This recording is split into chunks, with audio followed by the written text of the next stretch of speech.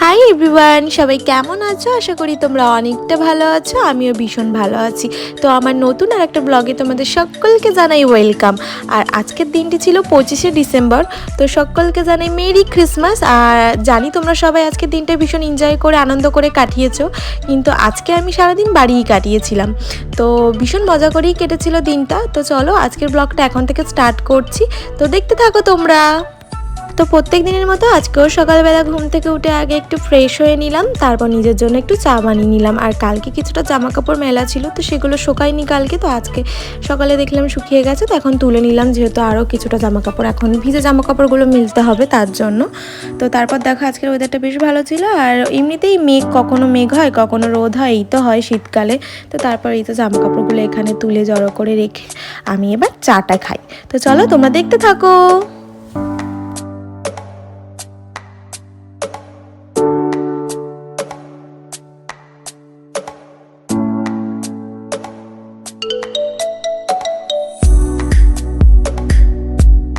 আর এই চায়ের কাপটা না আমি হস্তশিল্প মেলা থেকে কিনেছিলাম। কি সুন্দর না চায়ের কাপটা, আমার তো ভীষণ ভালো লেগেছিল। তোমাদের কেমন লাগছে কিন্তু অবশ্যই জানিও।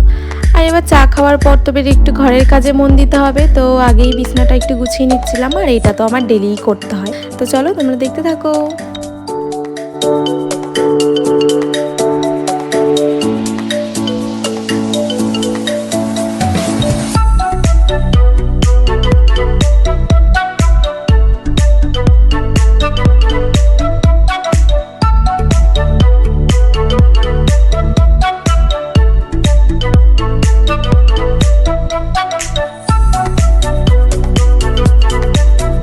তো আমার ঘরদোর সব ডাস্টিং কমপ্লিট, একদম ঘরদোর সব চকাচক ক্লিন হয়ে গেছে। তো আমি অনেকক্ষণ ধরেই চেষ্টা করছিলাম পর্দাটা লাগানোর, তো পাচ্ছিলাম না বলে বরকে ফোন করে ডাকলাম। আসলে ওটা আমি খুলতে পারছিলাম না, তারপর ও এসে খুলে পর্দাটা লাগিয়ে দিল। আর তারপর সোজা চলে গেলাম রান্নার দিকে। আর রসুন আমি কোনোদিনও ছাড়াই না, আমার ভীষণ একদম বাজে লাগে, একদম বাজে একটা জিনিস। নখগুলো তো ভীষণ ব্যথা হয়ে যায়, না হয় মাকে বলি ছাড়াও, আর না হলে বরকে আজকে পেয়েছি তো বরকেই বললাম তুমি আজকে ছাড়িয়ে দাও। আর তারপর এই যে মা পুজো দিতে যাচ্ছিলো, তা আমি ভাবলাম কি বলতে বলতে যাচ্ছিলো, তো ভাবলাম হয়তো আমাকে কিছু বলছে, তো আমি গিয়ে দেবো, জিজ্ঞাসা করলাম যে কী হয়েছে, তো বললাম না না কিছু না। তো তারপর মাংস টাংসগুলো মাই বেছে বুছে একদম পরিষ্কার করে রেখেছিল। আমার তো শুধু রান্না করারই পালা, শুধু খুন্তিটা নাড়লেই হয়ে যাবে। তো এই যে রান্না বান্না এবার আমি ঝটপট বসিয়ে দিলাম। আর আজকে দিদিভাই দাদাভাই মানি ওদেরও আসার কথা আছে। তো চলো তোমরা দেখতে থাকো। আর মাটন রান্না হলে আমি খুব কমই করি, কারণ ওটা মাই ভালো পারে। আমি আগেও অনেকবার বলেছি আমি একদম নতুন নতুন শিখছি আর কি বলা যায়। মানে মাকেই বলি যে তুমিই করো, মাই বেশ ভালো করে, আমি একদমই পারি না। আমি করলে আমার তো জানি না কেন টেস্ট লাগে না, তো মাই করলে আর একটু বেশি করে খেতেও পারি আমি, এটাই হয়। আর নিজে করলে ভালোও লাগে না খেতে। তো তারপর সকালবেলা কিছু খাইনি, তো ভাবলাম যে একটু, এমনিতেই আমি কিছু খাই না সকালে তেমন কিছু, তো ভাবলাম একটু হরলিক্স করে খাই। এমনিতেই মাথাটা কেমন ঘোরাচ্ছিল, সেই চা খেয়েছি তো সেই খাওয়া আমার। তো নিজের জন্য একটু হরলিক্স করে খেয়ে নিলাম। আর ছোটোকে সকালবেলা তো মাই রোজ টিফিন করে, সকালবেলা মাই দিয়েছিল টিফিন ওকে খেতে। সকালে কি খেয়েছিল জানি না, হয়তো রুটি খেয়েছিল, রুটিই খায় ডেলি। তো তারপরে এই যে মানি এসে গেছিলো, আর মানি না দিদিভাই দাদাভাই ওরা সবাই এসেছিলো। দিদিভাই দাদাভাই নিচে কার সাথে কথা বলছিল একটা, ওরা কালকে শান্তিনিকেতন গেছিলো, তো তাদের সাথেই কার সাথে একটা কথা বলছিল মানি বলছিল। আর ওখান থেকে আমার জন্য একটা শাড়িও এনেছে, কি সুন্দর হয়েছে শাড়িটা। তোমাদের পরে একটা অন্য সময় আর কি সেই শাড়িটা যখন পরবো আমি শেয়ার করবো। খুব সুন্দর হয়েছে, খুব পছন্দ হয়েছিল আমার শাড়িটা। তো এমনিই আমার রান্না করতে অনেক টাইম লাগে, তার মধ্যে আজকে করেছি মাংস, তার মধ্যে তো আরোই টাইম লেগেছে। এবার তার উপর সব কিছু পরিষ্কার করতে করতে আর স্নান করেছি, তার মধ্যে শ্যাম্পু করেছি, ব্যাস। এবার সবার খাওয়া দাওয়া হয়ে গেছে, তারপর আমি লাস্টে খেয়ে নিয়েছিলাম। আর তারপর একটু খাওয়া দাওয়ার পর পেয়ারা মাখা করেছিল বর, তো সেটাই খেয়েছিলাম। আর বেশ ভালোই মেখেছিল, একটু সস দিয়েছিল, তারপর লঙ্কা টঙ্কা দিয়ে খুব সুন্দর করে মেখেছিল, ওর একটু সুবুদ্ধি হয়েছে দেখলাম। তো যাই হোক, তারপর আমি একটু ঘুম দিয়ে নিলাম, তো অল্প একটুখানেই ঘুমিয়েছিলাম। তো তারপর ঘুম থেকে উঠে দেখো বাইরেটা কত সুন্দর লাগছে, সূর্যটা তখন ডুবছিল আর দেখতে এত সুন্দর লাগছিল। তো চলো তোমরা দেখতে থাকো।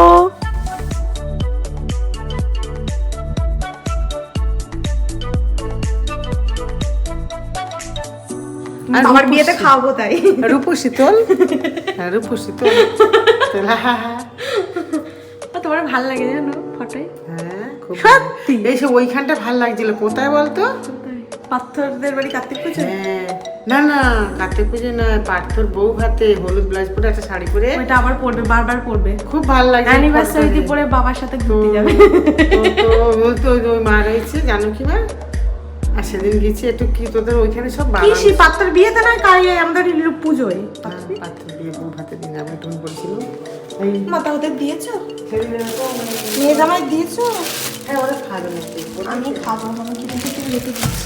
এই যে এরকম করে তোমার আমি খাচ্ছি ওইখানে দেখে নরম হয়ে গেছে পার্থনে সেই ঝালটা খেয়েছিলেন যে খোলা বাদাম আমি আমার বাদাম খুব মা এটা কে কেটেছে তুমি?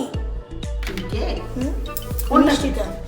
আমি ছোট তাহলে ওটা আমি খাবো দুটো ভালো আছে, দুটো পরে খাবো। আবার আমি ভাত খেয়েছি না, পেট ভর্তি আমার। যাই ওরা খাবে কিনা জিজ্ঞেস করি। আর মাছটা ছিল করবো কোন চাটা করবো কোন সন্ধ্যে? বাবা বলেছে আমার ম্যাগি রয়েছে, ম্যাগি তুই কোথায় যাবি?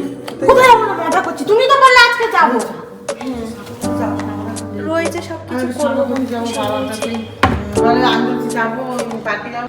তো মা অনেক কদিন থেকেই বলছিল যে শাঁখা পড়তে যাবে, শাঁখা পড়তে যাবে, আর আজকেই যাওয়ার কথা ছিল আমার। আর মা বলছিল যে তুই কি কাল কোথাও যাবি, তাহলে সন্ধ্যাবেলা তুই আর আমি একটু বেরাবো, শাঁখাটাও পরে আসবো, আর একটু অ্যাক্সিস মলের দিকে বেশ ভালো লাইট টাইট লাগায়, ভিতরটাও খুব ডেকোরেশন করে, তাহলে একটু যাবো ঘুরতে। সে আর যাওয়া হলো না, কারণ দিদিভাই দাদাভাই মানি ওরা এসেছিলো, আর ওরা এসেছিলো আর কোথায় যাবো বলো, তো বাড়িতেই মজা করছিলাম।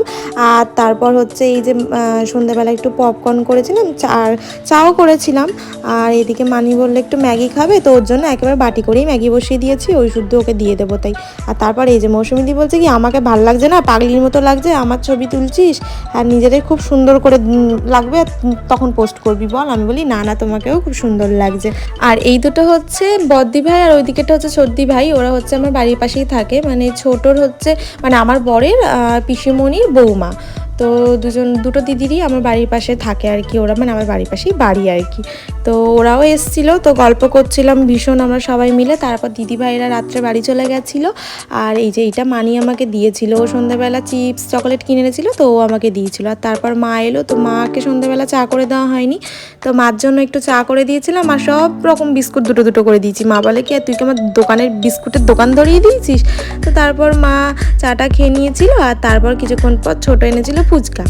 তো মাকে আমি বললাম মা আমাকে একটু ভিডিও করে দাও, আমি ফুচকাটা খাই আর মুখটা যেন দেখা যায়। সেই মাথা যে কেটে চলে যাচ্ছে, মা সেটা বুঝতে পারেনি, আসলে মা তো বোঝে না।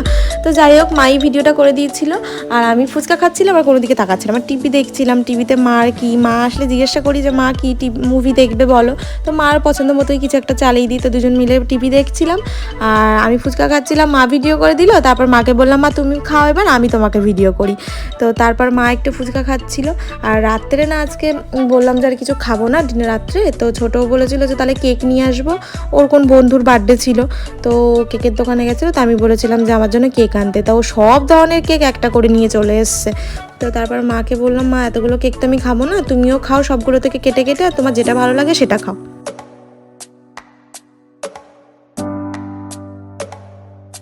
তো আমি আর মা তো পেট ভরে কেক খেয়ে নিলাম রাত্রে, আর ছোটোর তো বন্ধুর বার্থডে আছে রাত্রে, তো সেখানেই খাওয়া দাওয়া করবে।